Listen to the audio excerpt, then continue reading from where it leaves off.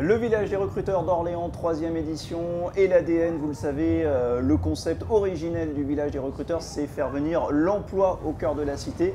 Et ça, forcément, bonjour Samira Mani, c'est un concept qui vous parle. Vous êtes présidente de l'incubateur de réussite ici à Orléans. Exactement. Vous pouvez nous expliquer un petit peu ce que vous faites? Bien sûr. Alors l'incubateur de réussite, c'est une association qui regroupe différents chefs d'entreprise qui sont réunis avec une jeunesse. C'est faire incuber la réussite dans les quartiers et pouvoir justement gommer cette barrière qui est mise d'un côté comme de l'autre entre les quartiers prioritaires et la vie qui se passe à l'extérieur. Les fameux QPV, donc les quartiers prioritaires de la ville. Effectivement, vous me parliez de murailles.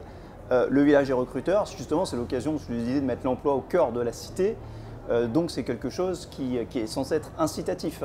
Exactement, c'est ce qu'on a fait. Nous, on a essayé de relayer l'information auprès de nos référents dans les différents quartiers prioritaires de la ville, de manière à faire venir les jeunes et les faire sortir de leur petit cocon, de leur espace qui est celui qu'ils ont l'habitude dans lequel ils ont l'habitude d'évoluer pour pouvoir aller vers l'extérieur. Et ça a été le cas. On a des personnes qui sont venues de la part de nos référents nous visiter sur notre stand. Donc ce qui manque, c'est vraiment une politique un peu plus incitative.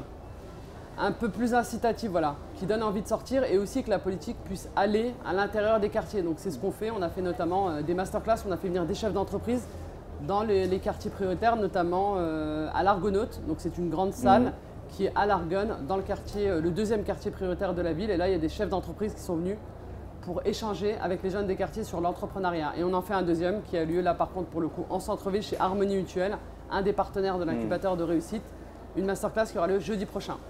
D'où l'importance, encore une fois, de la rencontre pour désamorcer les craintes et les préjugés. Exactement, le but c'est ça, c'est de balayer les préjugés et d'essayer de faire en sorte de dialoguer à bâton rompu et de dire ce qu'on pense réellement les uns des autres et aussi prêcher la vraie parole. Parce que c'est vrai que les jeunes ont tendance à croire que l'entrepreneuriat c'est facile. Là, c'est des chefs d'entreprise qui leur disent par quel déboire ils sont passés et le poids qui repose sur leurs épaules d'être chef d'entreprise. Ouais. Et parce que ces jeunes aussi peuvent avoir des préjugés parfois sur le monde de l'entreprise, ou en se disant bah, c'est pas pour moi, j'y arriverai pas. Depuis ce matin, on rencontre des gens qui nous disent aujourd'hui tout est ouvert dans le monde de l'emploi. Dans le monde de l'emploi, voilà, tout est ouvert. Donc du coup, les entreprises recrutent. Les entreprises d'ailleurs recrutent difficilement. Moi, dans le métier du CHR, c'est très compliqué. Donc, café, hôtel, restaurant. Vous avez une chaîne d'hôtels. Exactement, Cap Hôtel, une société du coup qui exploite 20 établissements hôteliers et restaurants un peu partout répartis en France.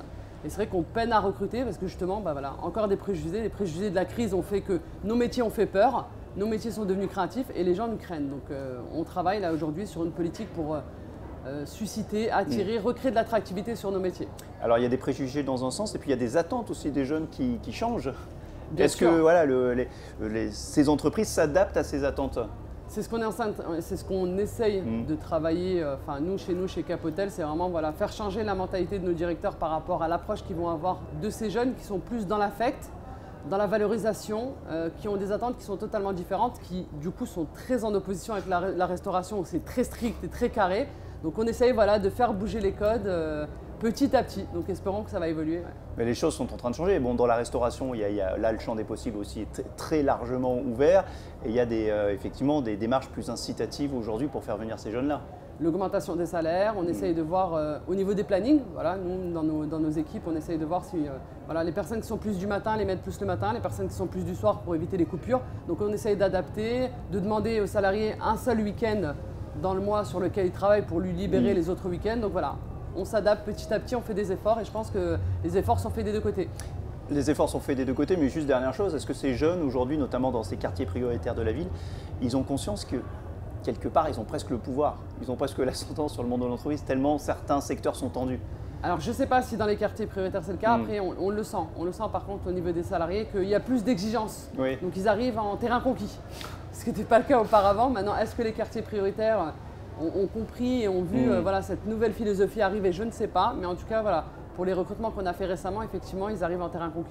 Bah, c'est peut-être le signe que cette fameuse muraille dont vous parlez commence à se fissurer. C'est plutôt une bonne chose. Merci beaucoup, Samira Mani. On se retrouve dans quelques instants ici au village des recruteurs d'Orléans. Merci. Merci.